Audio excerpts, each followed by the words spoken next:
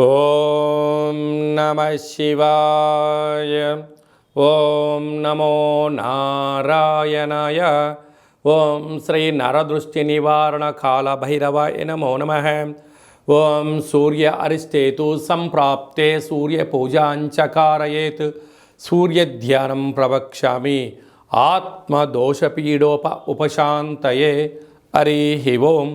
మా ఛానల్కి స్వాగతం. చూస్తున్న వీక్షకులకు, ప్రేక్షకులకు, ప్రియ కాళభైరవ భగవద్బంధులకి స్వాగతం పలుకుతూ మమ్మల్ని ఎంతగానో ఆదరిస్తూ ఉండబడినటువంటి ప్రియ సోదర సోదరీమణులందరికీ కూడా స్వాగతం పలుకుతూ, అలాగనే 15/3/2024 నుండి 13/4/2024 వరకు రవి భగవానుడు మీనరాశిలో సంచారం చేసినప్పుడు అందరికీ ఆయురారోగ్యాలను, ఆత్మస్థైర్యాన్ని, మనోధైర్యాన్ని ప్రసాదించాలని మనసారా కోరుకుంటూ అందరినీ చల్లగా ఆశీర్వదించమని ప్రార్థన చేద్దాం. మిథున రాశి వారికి రాజ్యస్థానంలో మీనరాశిలో రవి సంచారము చేయడము, రాహుతో కలిపినటువంటి రవి సంచారం చేయడం వలన 18 సంవత్సరాల తర్వాత రవి భగవానుడు మీనరాశిలో రాహుతో కలిపి సంచారం చేసినప్పుడు వృత్తులలో, ఉద్యోగాల్లో, వ్యాపారాల్లో, స్వయం వృత్తులు, సేవారంగాలు, రాజకీయాలు, గృహ భవన నిర్మాణ కార్యక్రమాలు చేసేటువంటి వారందరికీ ఇది చాలా మంచి అవకాశము అని చెప్పి గమనించగలగాలి. ప్రభుత్వ ఉద్యోగం ప్రయత్నం చేసేవారికి యోగము, ప్రభుత్వ ఉద్యోగంలో ఉండబడిన వారికి ప్రమోషను, మీరు ఏ ప్రాంతానికైతే అనుకుంటున్నారో ఆ ప్రాంతానికి ట్రాన్స్ఫర్ అవ్వడము, అనేక కార్యకలాపాలతో ప్రభుత్వ రంగాల వారితో సహాయ సహకారాలు మీరు పొందుతూ అద్భుతమైన విజయాన్ని సాధించడం జరుగుతుంది. కనుక ఇలాంటి కాల సమయంలో గురువులకు, రుద్రుడికి, కాళభైరవ స్వామి వారికి సూర్యారాధన వల్ల మీకు ఆనందం, ఐశ్వర్యం మీ సొంతం అవుతుందని చెప్పి గమనించాలి. ఆరోగ్యకారకుడు సూర్యనారాయణుడు అవ్వడం వలన ఇంట్లో అందరికీ సంపూర్ణ ఆయురారోగ్యాలు ప్రసాదించాలి అన్నట్లయితే ప్రతిరోజు మనం స్నానం చేసిన తదనంతరము పూజా మందిరంలో దీపాన్ని ఏర్పాటు చేసుకొని సూర్యభగవానికి నమస్కారం చేసుకొని గంగే చయమునే చైవ కృష్ణే గోదావరి నర్మదే సింధు కావేరి జలేస్మిన్ సన్నిధింకురు అనేటువంటి మంత్రాన్ని చెప్పుకొని సూర్యభగవానికి అర్ఘ్యాన్ని వదిలిపెట్టడము, తులసి కోటలో సూర్యుని చూస్తూ నమస్కారం చేయడం వలన సంపూర్ణ ఆయురారోగ్యాలు కలుగుతాయని చెప్పి గమనించాలి.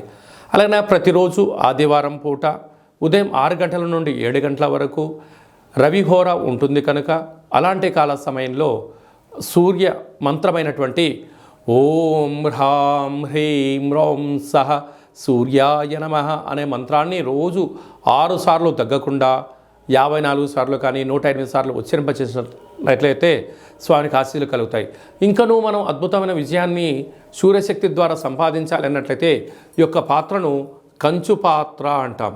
కాళభైరవ స్వామి వారి యొక్క అక్షయ పాత్ర. రాసులు 12 ఎలా ఉంటాయో 12 రాసులను స్వరూపాలు ఇందులో అచ్చు వేయడం జరుగుతుంటుంది. ఈ పాత్ర వలన ఉపయోగాలు ఒకసారి తెలుసుకుందాం. మనం ఒక్కసారి ఇలా శబ్దం చేసినట్లయితే ఓంకార శబ్దం రావడం జరుగుతుంటుంది.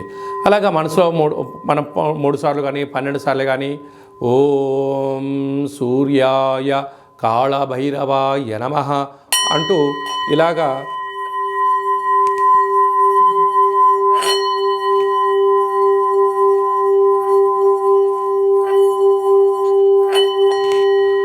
ఈ యొక్క శబ్దాలను సృష్టించడం వలన మానవుని శరీరంలో ఉండబడిన చక్రాలు వికసింపచేయడం, మనకు ఉండబడినటువంటి అష్ట కష్టాలు తొలగిపోయి అష్టైశ్వర్యాలు కలుగుతాయి.